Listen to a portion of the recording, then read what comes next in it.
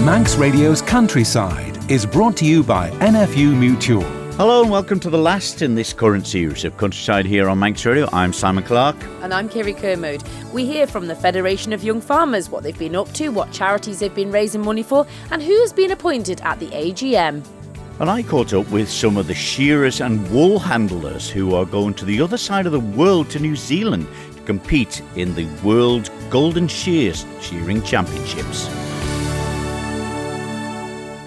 Well, do I talk about the weather? I don't think so. Oh, Speaks for itself this week, doesn't it? And, you know, no matter what you're involved with, you know, if you're not involved in agriculture, you're driving the roads, it's just been so much rain, hasn't it, of late? And you just got to feel sorry for not just the farmers, I mean, the people who have got their market gardens, they're producing the vegetables to try and keep the Manx shelves stocked, supermarkets and outlets. Just difficult all round, Kirree, isn't it? It's been absolutely awful. And I can't imagine what you, like you say, lifting the veg from the ground, but also getting a dry Christmas tree. You know, the ones that have the real trees are outside. It's just been so tricky this last few weeks. It's just relentless, really. Yeah, and of course the problem with farmers is, you know, if you've got stock outside, it's getting the feed to them, isn't it? Because, you know, there's not much grass growing, although the grass has been fairly plentiful, to be fair. Yeah, like we said a few times, it's been quite mild at the back end, but the rain has really hampered the basic travelling around the fields. You know, we are travelling ourselves at home on foot a bit. We don't have a quad bike. We can't take the trucks in, so it has made the day a little bit longer. But you got to get round on the stock, and some days they look fairly miserable. I've got to say that, but they're in good condition, thankfully. Yeah. Well, as I mentioned on the introduction to the programme, a team of shearers and wool handlers are off to New Zealand, of all places, to represent the Isle of Man in the World Golden Shears Championships. And I caught up with them. Some went this week and some are ready to go. So I caught up with them before they went to find out, well, how some of them have had the experience before and some it's their first time. So firstly, Philip Christian, it's in March. Are you getting twitchy already? Getting your head round it a little bit before 3 months away? Yeah, getting excited really and nervous too. Bound to get nervous because there's 600 and something competitors, wasn't it? Really? Yeah. In the Golden Shears. But you do compete here. You compete in Wales and places like that. I mean, and you've, I suppose, had the luxury of having the experience of going to New Zealand before. When was that one? Yeah, a while ago now. It was back in 2004.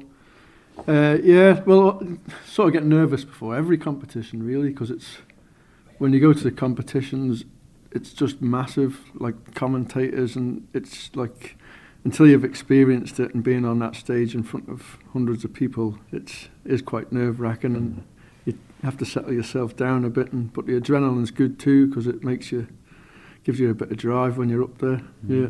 Michael Taggart's brother is out there commentating or anything? No, no, I don't think so. No. You never know. Yeah. But when you first went in 2004, Philip, how did it? Was it such an eye? I know you probably expected it to be massive, and was it? Yeah. It's definitely different to home here. Like it's mostly shearing in sheds over there, and every farm's got their own shearing shed and machines hanging up, so all you do is turn up and put your handpiece on and shear for 2-hour runs and for 8 hours a day and go home. Whereas here you got to set your trailer up, probably help get sheep in and all the rest of it that goes with it. Yeah. Well, what about the sheep? I mean, we have certain breeds here, the certain breeds in Wales and things like that. I suppose as far as New Zealand out in the Antipodes, they've got different breeds as well, and how are they different to shear compared to the ones you used to? Yeah, definitely. There's lots more sort of out there. They've been bred for their wool more than their meat in the past historically, but like they're going more towards meat now, and the wool is getting less. But they have like top knots, the wool on their head, wool on their feet and their legs and stuff too. There's a lot more to it than just taking the wool off their backs as we do here, sort of thing. Yeah. Won't be too much sand to get in the machinery there, though, will there? Yeah, there'll be a bit about, like. All right, yeah, is there? Yeah. And depending on which part of New Zealand you go to, too, like it's different types of sheep, like bigger sheep and smaller sheep and woollier sheep, and yeah. Well, wife, Rose, you are heading as well, and Hannah Moore, let's get a chat with you. Not shearing though, but just that's an important job. So we're doing the wool handling. I think we're making history by being the first Manx wool handling team ever to go. Really? That's a great achievement though, isn't it? It's exciting. I think we should be proud that we're doing that. Very nervous. I'm quite apprehensive. I'm not one to travel anyway, so but it's exciting. I think we're probably the only people to go to New Zealand and stand in a shed. We won't be doing much sightseeing. We're going to train for the first couple of weeks because it's slightly different the way they do it over there, and then the last week we're there is the actual shearing competition. And to be fair, I suppose you haven't had that much. Your life has been built around horses, and I suppose until you met Philip is when you first got into the helping with the shearing. Yes, so Dad obviously was dairy, and I've always done horses. I'd never wrapped a single fleece until I met Philip about 8 years ago. So I've been thrown in at the deep end, but Hannah and I both wrapped for the Manx shearers over here during lockdown because they didn't have anybody else over here shearing. I'm the least experienced probably, but we're going to go and give it a shot. But the thing is, you got Hannah here. You've been giving her plenty of tips already, Hannah? Yeah, we work well as a team, and like Rose said, during COVID we kind of did the whole shearing season over here with the boys, which we both enjoyed, and then from then we've just kind of kept it up, and the last couple of years we've done some competing, been involved with IOM shears over here, went to Wales earlier this summer, and yeah, we're going to go in at the deep end and represent the island over in New Zealand. You're going away, I think, tomorrow to head over to New Zealand. What are you going to do when you go out there? Because you seem to be making a big break of it. Yeah, so I've decided to go for 3 months in total. I'm going to head to North Island and work with one of the shearing companies out there. And like Phil said before, travel around the farms and the shearing sheds and just get a bit of practice. It's very different to how we do it here. And I just thought, whilst I've got the opportunity to represent the Isle of Man, I want to do it to the best of my ability. So what better way than go and have a couple of months practice first and learn the ropes.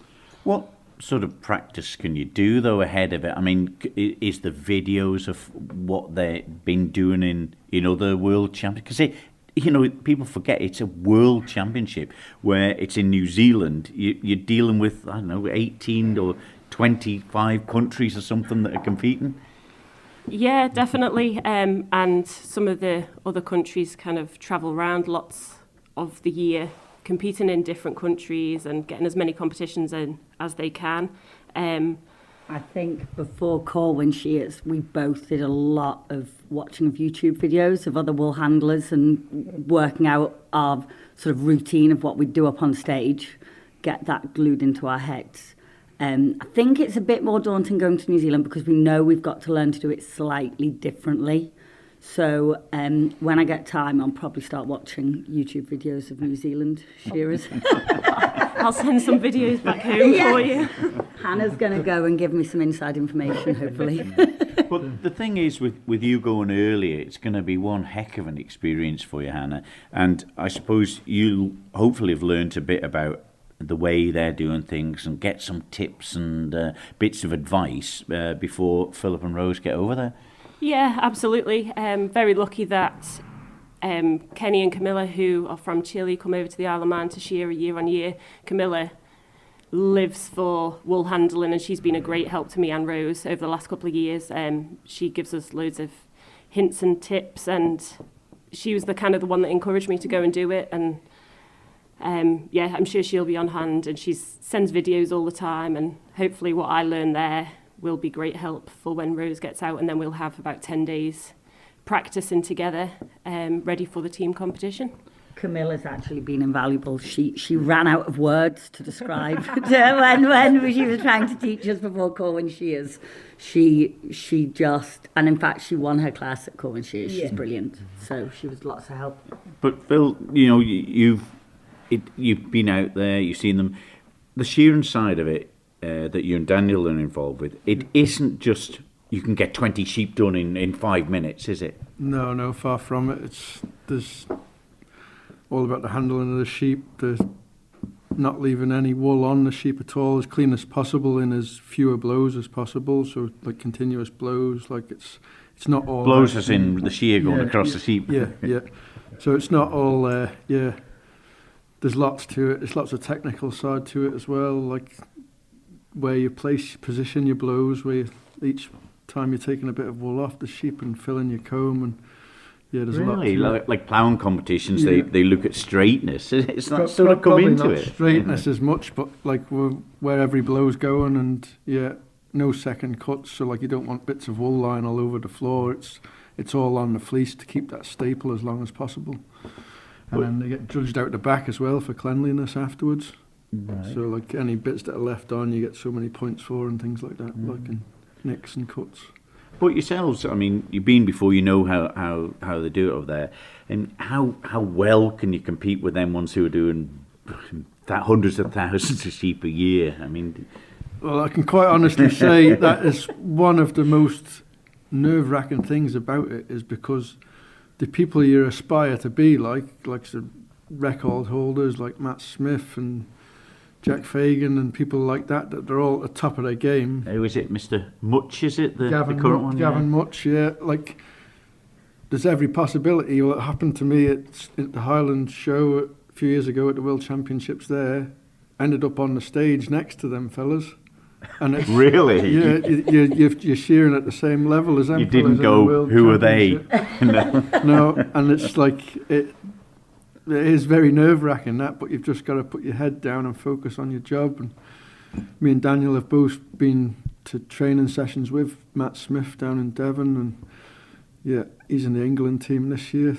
So it's we're both on like fitness programs and things as well from now till the event, because if you do by some miracle get through to a 20 sheep final, that is speed involved there. Like they're doing 20 sheep in 12 to 15 minutes. Like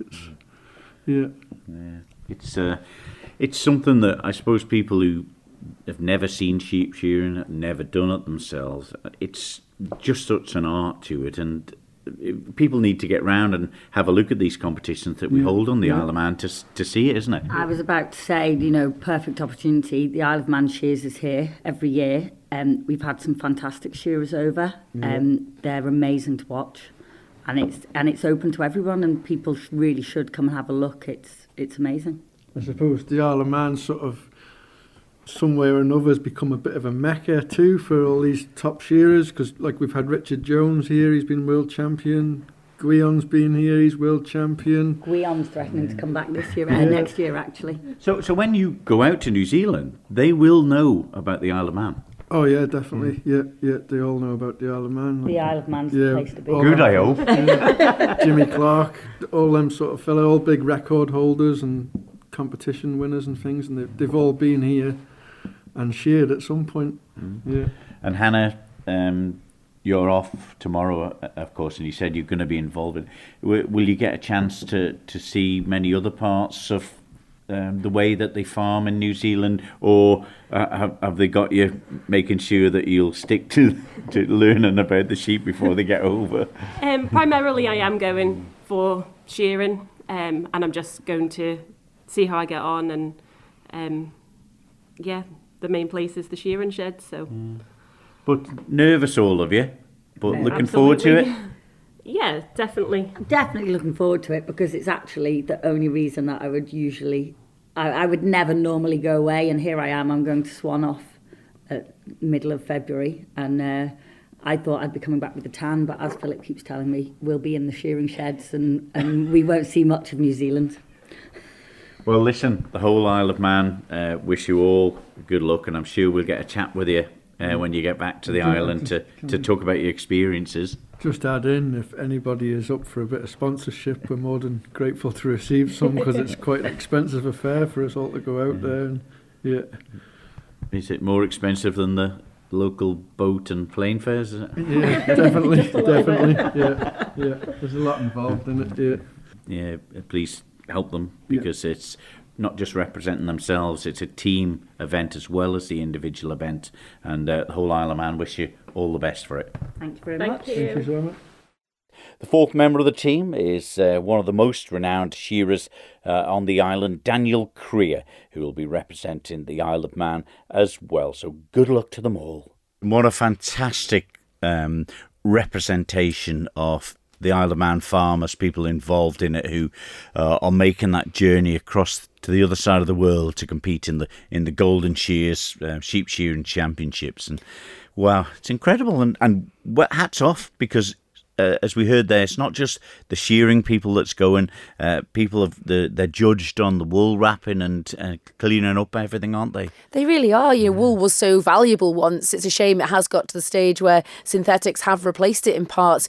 But it's the welfare of the sheep. The shearing still has to be done annually, and now it's seen as a sport as well. It's great that from such a small island we can have representation there, and I bet they'll be nervous. But what an honour to be on a stage with some of those world champions. They are fantastic sportsmen. Yeah, and when you look back and you see, we used to see some of ours clipped by hand, which still happens in the competitions, and we used to get a person who was reasonable at it a few years ago, and they'd come round and do a few sheep in the day. We didn't have that many compared to some of the farmers on the island, but when you see them top people in action, and Philip, Daniel Kirree, they are good at it.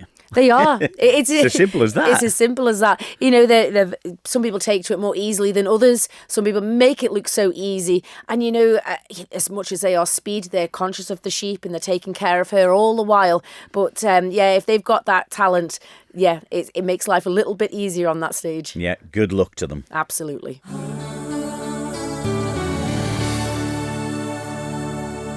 You're listening to Countryside here on Manx Radio with Kirree Kermode and myself, Simon Clark. Well, it's that time of year. We feature the young farmers in various times of the year because they're always up to different activities, but an important time for them, Kirree. This is it. As much as Young Farmers is very much a social activity, there is some very serious elements to it as well. Recently, they held their AGM and awards, and I caught up with some of the Federation committee members after the announcement at the AGM. Well, good evening, Jacob, Duggan. What a fantastic night it is here up at the grandstand. What a display of tractors. The Young Farmers must be very proud. Yeah, immensely proud. Whole community pulled together tonight and last night as well. 2 brilliant nights with, what have we had, nearly 70 tractors this evening going around the whole of the Isle of Man. To see the faces on everyone round the course watching, amazing. You must be relieved it's finished now, though. Yeah, don't think I've done any farm work this week. It's just been all tractor run, but so worth it, for the charities as well. And that is it. So taking up this role as Federation Chairperson, the elections have just been done. Are you excited for your year ahead? Yeah, we've got some big plans. It's the Isle of Man's 80th anniversary this year as well, so some big plans coming up. Excited for the challenge and looking forward to it. Yeah. And Bryony, well, like we just said, the AGM has just happened. Some new people into positions this year. Yeah, absolutely. So obviously we've got Jacob as chairman, which is well welcomed by everyone. And then we have got Lee Quayle of Easton, who went in as vice chairman, which is really exciting. He's a great member. We had myself still as secretary, Lisa McMullen as treasurer, and then we've got some new assistants. So we've got Caitlin Corkle as assistant treasurer and Sophie stays on as assistant secretary. So really exciting. It's always nice to get some fresh blood in as well. It brings new ideas and things like that. So it should be a good year. And that said, this is the more serious side of the Young Farmers. I know you're all known to be very social, putting on great displays like tonight, but there is a real serious element to the Young Farmers movement. Yeah, I think people forget that we actually do, have competitions that are quite, intense or competitive between our members to be able to get points for the end of the year. Like I said, at our AGM this year, we gave out our awards. So there's Best Young Farmer, Best Female Young Farmer, Best Junior, there's Best Club of the Year. So it all amounts up to, that prize giving at the end of the year, and everyone does really well. This year the attendance has been really good. Every competition they enter or even attend, you get 10 points for attending, so it all adds up. And yeah, there's so many of them. We've got four or five rounds of stock judging. We've got the prime stock show that we've just had at Knockalo thanks to the agricultural societies, and then at the meat plant thanks to Iowa Meats. And then, you know, each club will host a stock judging round where they'll judge sheep at one, pigs at another, dairy and linear at another, beef at another. So it is intense and they do learn a lot, but obviously everyone's welcome, and, you know, hopefully they'll carry it on every year. And that said, Jacob, an awful lot of effort goes into organising these events, not just from you guys as the people in position to do so, but with the agricultural community as well. Yeah, tonight, for example, the tractor run, it's not just an Isle of Man Young Farmers, although we are the banner and it is our event. The amount of volunteers, community helpers, past members, parents, people that haven't got anything to do with Isle of Man Young Farmers still come and help, and it's really great to see, to pull the whole community together. And that said, you guys were entered for the awards for excellence this year. To be nominated alone was a phenomenal achievement. Yeah, it was. Yeah, it was really, really big honour. You see, the tractor run is going from strength to strength, so I can only see it getting better, and you know, the recognition within the community for it is has become more and more apparent. So yeah, looking forward to the future. And how do you go about, obviously you do an awful lot of charity work throughout the year, how do you pick the charities? It's really hard, actually. There's always loads that are brought to the table, aren't they? At our federation meetings, we all put our ideas in, and at the end of the day it comes to a vote because there's so many that we could choose from. But we really like to help local charities, maybe sometimes on the smaller side, that are really in need of some funds. So we just look at who would benefit most. You know, I know all of them would benefit, you know, greatly from any donation, but it's just who we think is most relevant, you know, at the time, and who needs help, or who maybe would need to use them or has used them within our community or something like that. You know, the Isle of Man Agricultural Benevolent Trust this year is so important for our community. They are quite discreet, but that's what makes them sort of like guardian angels, if you will. And then you've got I'll Stand Up to Suicide, which is again absolutely vital within the agricultural sector, but you know, and the wider island community. So we just really wanted to support them this year. And for the events going forward, Jacob, I know Christmas is just around the corner. I'm sure there'll be some exciting events coming up. Yeah, there is. Got our first federation meeting on Tuesday, so we'll get planning with events. I think the next one will be Boxing Day rugby, so that's a Paul Cleland memorial match, so that'll always be a good one. And yeah, lots more to come in the new year. Just glad tonight is over. And Bryony, for yourself, you know, it'll be as busy as ever, no doubt. Oh, absolutely. Concert prep's already started in my house. All the forms and everything have gone to the Gaiety. So, I'm sure after Christmas all the clubs will be in the swing of concert practices, dance practices, sketch writing. So, something to look forward to. And for everyone listening, it will be the 19th to the 21st of March this year. So a bit later, but a bit more time to prepare. And a few others can get involved still. It's not too late if you want to, you know, don that stage. Yeah, absolutely. Make your debut. You can join any club. They'll be welcome to have you. Obviously, there's the concert, but loads of other events through the year to get stuck into. There we go. That was some of the Federation of Young Farmers giving a rundown of the events they've been taking part in, the charities that they support, and who's been appointed into this year's new AGM positions. And it's incredible. We've both been on the conferences before, you know, when they have the big meeting of all the representatives from all the different regions who all meet together, sometimes in Blackpool, which I've been to myself.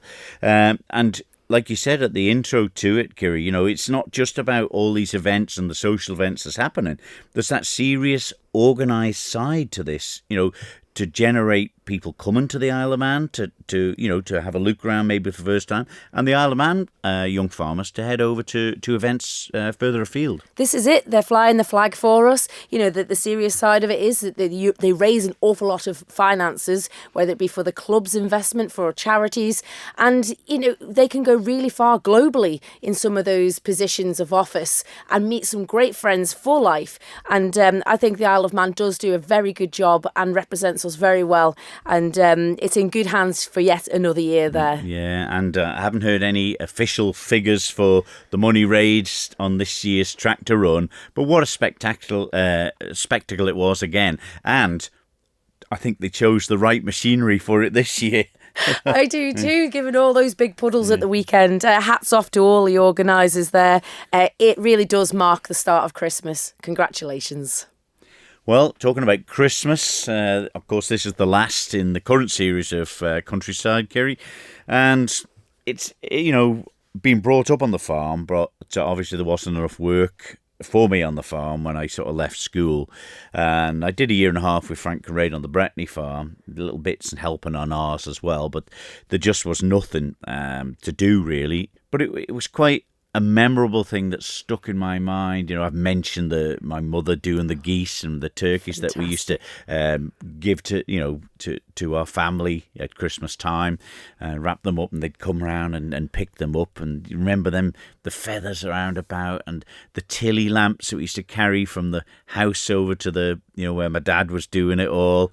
And such great the smells memories. and the weather. It was cold and frosty, and you go into the stable, as we call it. We didn't have any horses. No, we all have a stable. And the cow houses, and you go in there, and some cows in there, but we walk in the door because you've gone outside in the cold, and then you go into the cow house, and it's just a warmth, and it does. Always reminds me of the Christmas nativity plays, going into the so stable, lovely. even though we had no donkeys or, But it's or just... no 3 wise men at our place either, But they are the memories growing up. They'll never leave you. Like today, you're probably even getting that scent from the building. You're seeing it, visualising it. They were such fond and great times, and so special because back then, I suppose, we didn't have too much. You're not like now. We're abundance of food. We've got at our fingertips abundance of presents and gifts. The internet is here.